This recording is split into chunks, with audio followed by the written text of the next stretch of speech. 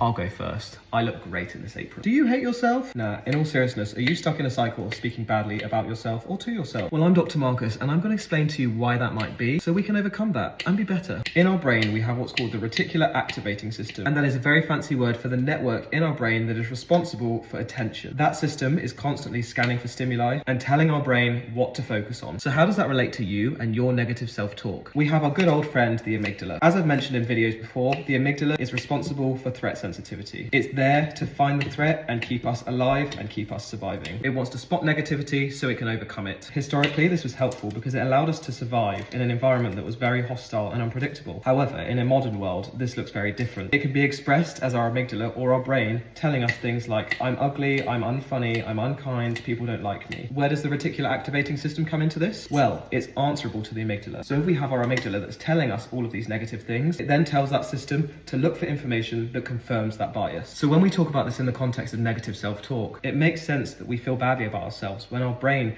is searching for information that confirms that bias. However, knowledge is power. If we know that this is a system that is happening, we can use our higher order thinking to reprogram that system. When you start to counteract those subconscious internal beliefs and schemas, your brain then stops scanning for information to confirm them. So let's try to stop the problem at its source. Let's challenge those internal and subconscious schemas and beliefs, and let's work on positive self-talk on a daily basis. It might feel uncomfortable, but there are ways we can tell our brain that we like ourselves and that we're not all bad. For example, write down every morning 3 things you like about yourself or 3 things that you're grateful for in your life. Those little things will keep chipping away at your brain, and before you know it, that attention system will start to look for information that confirms those beliefs. A challenge for you: in the comments, let me know one thing that you like about yourself.